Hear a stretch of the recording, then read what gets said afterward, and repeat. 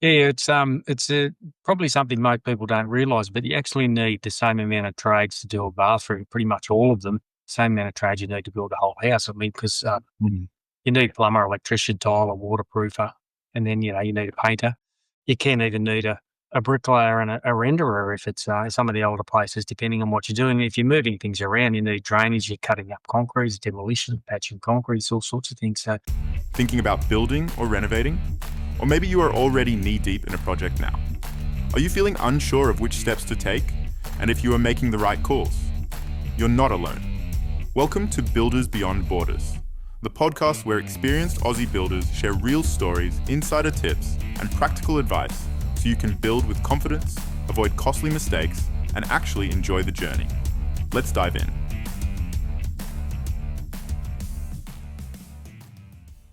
Hi guys, it's Dean and Shannon Hodgetts here from DJH Builders, here with another podcast for Builders Beyond Borders. Today we have Paul from Independent Building Solutions from Canberra and Louise and Andy from Perway Construction Services in Perth, WA. How are we all going? Guys. Good morning. how are you? Good. Today's topic wanted to talk about something that we do a lot of in our business anyway, and it is bathroom renovations, and specifically what trades do you need for a bathroom renovation? I think we all can agree that it is quite a difficult process. It's something that a lot of homeowners can get overwhelmed with if they try and undertake it themselves. And in our business anyway, we're there to guide people through and help them. Paul, what are the key trades involved in a bathroom renovation, and what specific roles do each of these trade people play in the process? Yeah, it's probably something most people don't realise, but you actually need the same amount of trades to do a bathroom, pretty much all of them. Same amount of trades you need to build a whole house. I mean, because you need plumber, electrician, tiler, waterproofer, and then you need a painter.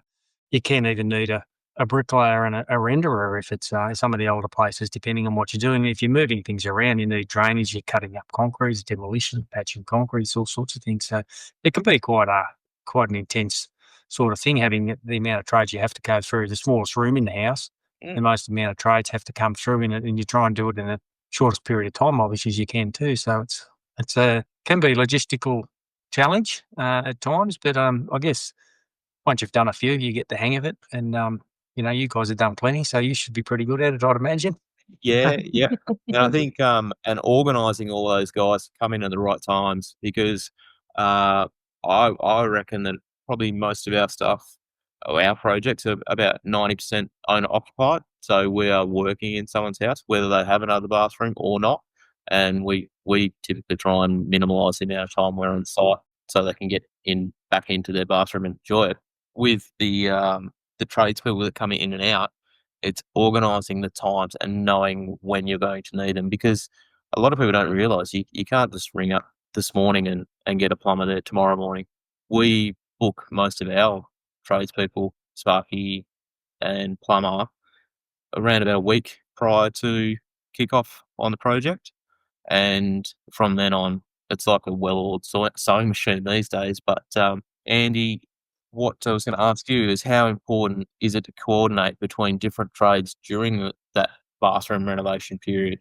It's like chess. Like if you take one piece out, it's not going to work. And it's like people say to me, they're like, "Oh, it's that much to do a bathroom renovation." And I just tell clients, it's like, you can do this yourself, but it's going to take you twice as long, and it's going to go not to where it is. And a pure example was a client's like, "Andy, can I do the demo myself?" And I'd done it, and I came back after the 4 or 5 days, and he looked at me, he's like, "I will never do this again." He said, "Oh my God." And he's like, he had it all. I give him the recommendation: get a extractor fan, have it outside the window, make sure the dust goes out.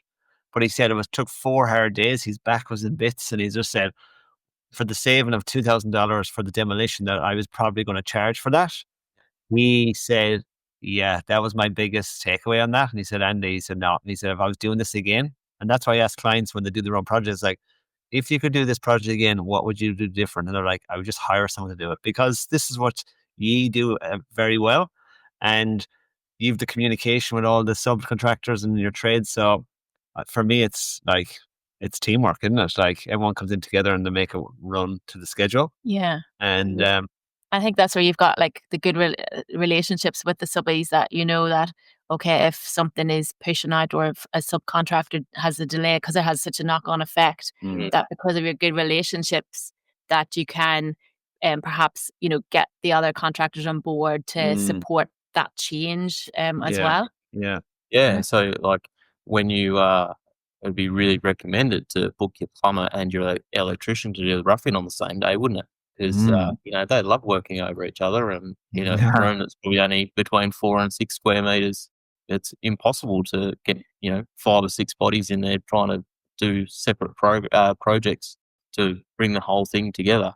And that's why with us we're always thinking ahead of when we need people on site. I think also if you're self-managing a job like that, like project managing as a client, like if you've got a plumber who is dragging their feet because you don't know them, you don't know how long it takes, you feel like, I don't know if this should be taking this long. The builder is there then to, keep an eye on these guys and manage them, make sure that they're in and out. We know exactly how long it should take to rough it this particular bathroom for that particular structure of fittings and stuff. So, yeah, it can get out of control very quickly if you're managing something you're not sure how long it should take. And with the things that you mentioned, Andy, about the demolition that clients want to take on themselves to try and save a few quid, we've found it in the past that painting is one of the first ones that will get knocked on the head. And I've painted before. I've painted a kid's bedroom when I had a week off on annual leave. When working with a builder and things are running smoothly, you don't have much time to get that first coat of undercoat on, and perhaps your ceiling whited out over the weekend. So it can put unnecessary stress on homeowners if they've got 2 days while we're not on site to do it on Saturday, Sunday. It's pretty stressful for some clients. So, Paul, are there any specialised trades or skills that are often overlooked but are crucial for specific aspects of a bathroom renovation? Look, I think the tiling's probably the biggest thing. We've done one last year where the lady wanted herringbone tiles on the wall, and one of the tilers that we work with didn't want to do it. He said, "I'm not confident. I don't feel like, it's not something I've done a lot of. It's not something I think I'm very good at, sort of thing." So we had to get another tiler who's an old guy, that was okay with doing it also. It just depends on what sort of things they're putting in, such specific tile fittings and patterns, covings and cappings and all sorts of different things you can get, features and things with tiles, I think can be very specialised, can't it, with in certain areas. I mean, the plumbing can be too sometimes with fancy tapware and, you're having to get, if you've got particular shower roses or shower jets and things that have to be exactly in the right spot, not many tolerances, they can be very tricky to work with, some of those things. Got to make sure the set outs are spot on, haven't you? Things like that. Yeah, definitely. Some people some architects I know like to try and line the tapware up at the joints in the tiles and things like that. And we've done it; it does work, but it's got to be you've got to work with your tiler, your plumber, and yourself there to make sure it's all set out properly and all doable before you start as well. So there can be. It just depends on what it is. It can be a lot in it, can't it? Just listen to Paul there, guys. The herringbone, like Paul probably saved that client thousands of dollars there. If you think about the client there doing this themselves. So imagine if the client went out and said, "I want herringbone tiling," and just got the first tiler in, and the tiler thought, "Yeah, I can get this done." And imagine some Joe Soap tiler came in that never done that and went through that ordeal and didn't do it right. She would go through that whole journey, the whole walls of the whole house would not done me right, and then you would have to come in and demolition, take it down again. Just by having the likes of Paul there making the decision with his tiler, and his tiler saying, "I'm not confident with that." So Paul had to go and research another tiler. Paul saved that client probably tens of thousands of dollars because that mistake, waterproofing, taking it down. Waterproofing, So that if anyone's listening today, that little nugget alone, that's why it's so, having someone that has done this a lot can save you up to tens of thousands of dollars. Yeah. Just because they're a tiler doesn't mean they are across every aspect of different types of tiles. Mm-hmm. Yeah. And we develop a good relationship with our guys too along the way, don't we? We get that trust with our subbies, especially when we've been working with it for a long time, because the guy let it straight away say, look, I don't want to do it. I don't feel confident. So, well, that's good. Yeah. I'm glad you told me. I don't want you down there getting it wrong. So we've got 2 or 3 tiles we work with. So I just have to chat to the other couple of guys. So, yeah. That's good. Can I just add to that as well? That popped into my mind when you were chatting that, there are clients that want to do bathroom renovations themselves, and they want to organize the trades, and by all means they can do it, and they may get it done cheaper than what it would be to have a builder and doing the project management. But what's something important to consider is, after that work's done, and if something fails, so for example, if there was a leak in the plumbing system, or if there was, the waterproofing failed, or if the flow of the angle of the tiles, the flow wasn't going down properly, it's okay then. If it was a builder, it's their responsibility to organize that all again, to get that rectified. So, it would just come back onto that one person. However, if the client was organizing that themselves, then they would have to go back, get the tiles pulled up, go and have the investigation works done as to what the leak's got, what's leaking, perhaps purchasing a new vanity, having to get those trades in again. So, if you think of the consequential, damages that could happen as a result of perhaps one trade not doing their job correctly, then you're nearly insuring yourself by paying for a builder to do that and project managing it rather than yourself. So it's just like an insurance to think of it in a different way as well.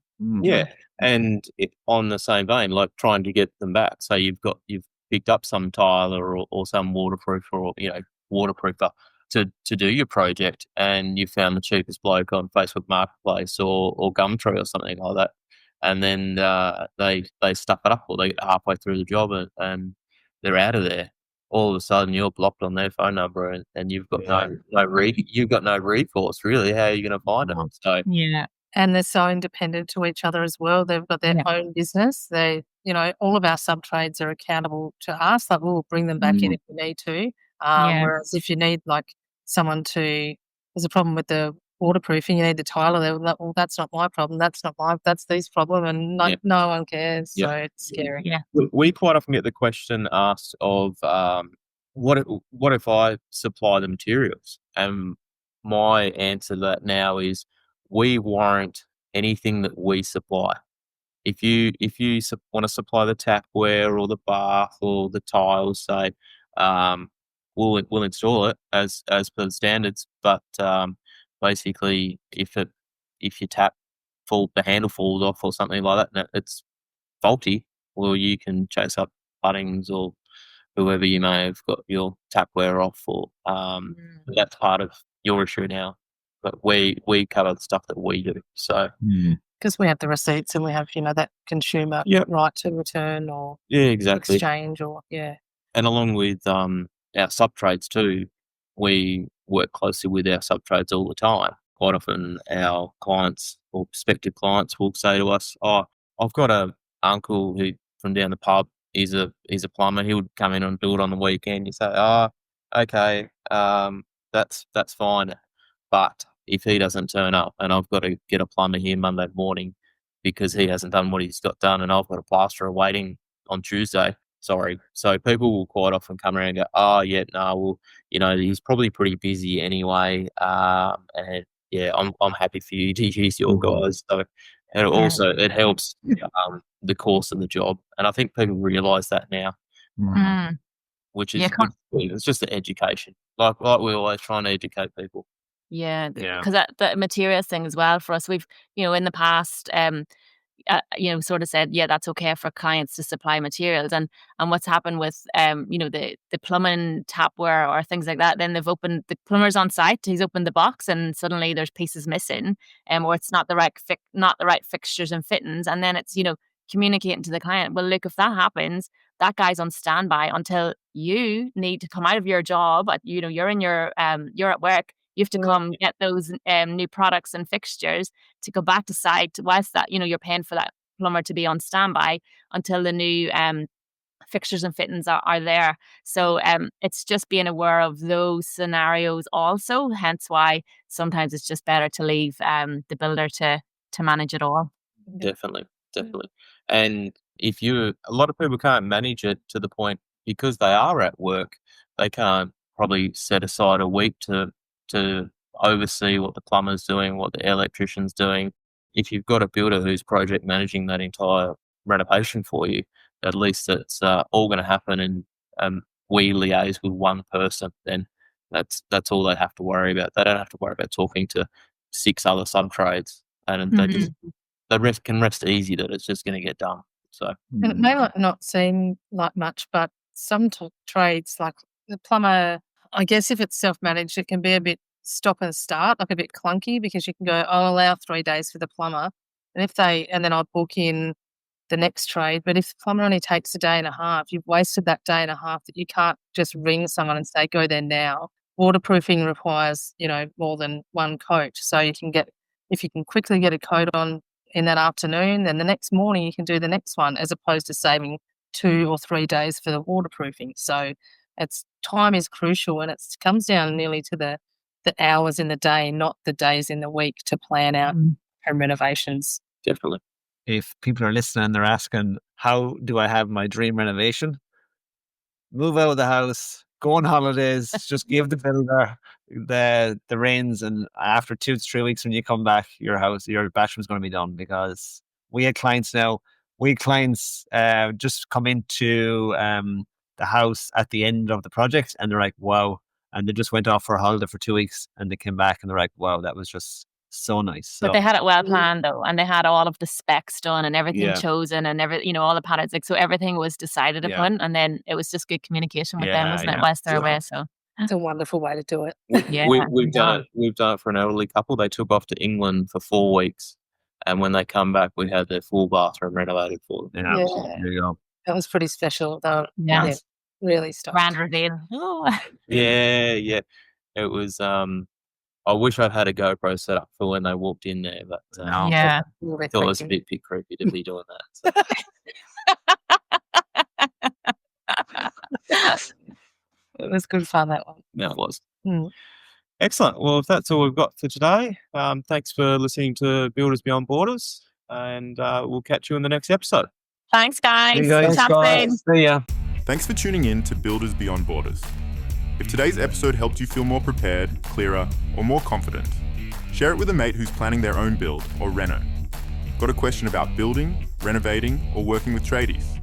Send it our way. We might cover it in a future episode. And don't forget to hit follow or subscribe so you never miss the real stories, practical tips, and builder insights we've got coming your way. Everything shared on this podcast is based on our experiences and those of our guests. It's general info only. Any reliance on the information provided is done at your own risk.